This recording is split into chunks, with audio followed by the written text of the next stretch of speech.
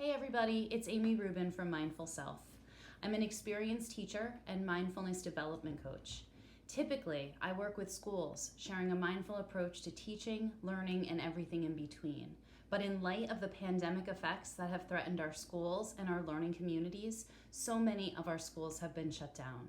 So as a result, I'll be sharing some of my favorite mindfulness practices and techniques to support both the prevention tips from the CDC and the Department of Education. My goal, as always, is to reach the greatest audience and to try to help all of us manage through this difficult and trying time. So please, watch this with your kids and share it with others that you think may find it helpful. Until then, be well, be mindful, and I'll see you on the flip side.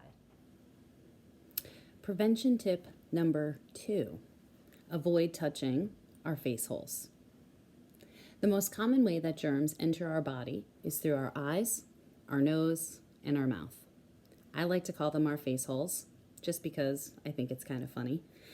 And so it's important to know that if we have germs on our hands, and then we touch either our eyes, our nose, or our mouth, that's how we're allowing those germs to enter into our body. Did you know that they say that the average person touches their face up to 20 times in just 1 hour? If you think about how many hours we're awake, that's a lot of times that we're potentially putting ourselves at danger for allowing unnecessary germs to enter into our bodies.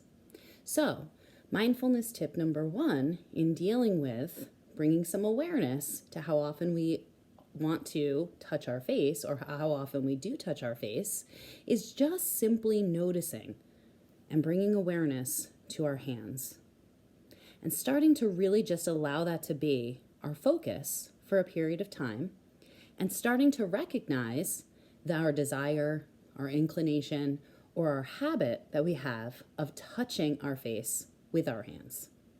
In just a little bit of time, you might start to notice that maybe your eye starts to itch and you want to scratch it, or maybe your nose is stuffy and you just want to touch it. Or maybe you have the habit of biting your nails. All of these are ways that we are touching our face with our hands and allowing those germs to interfere and come into our body.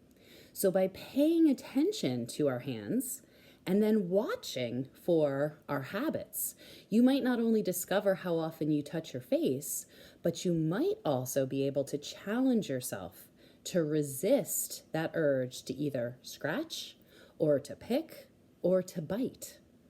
You can notice that these urges sometimes go away without you having to do anything. And most importantly, you'll actually touch your face holes a whole lot less. So, I hope that this can bring some awareness to your own personal patterns and potentially some of the habits that you have. And again, it's never an opportunity for us to judge ourselves. It's more of an opportunity for us to commend ourselves for doing a good job of being aware of the things that we do, sometimes without even realizing it. And that, my friends, is being mindful.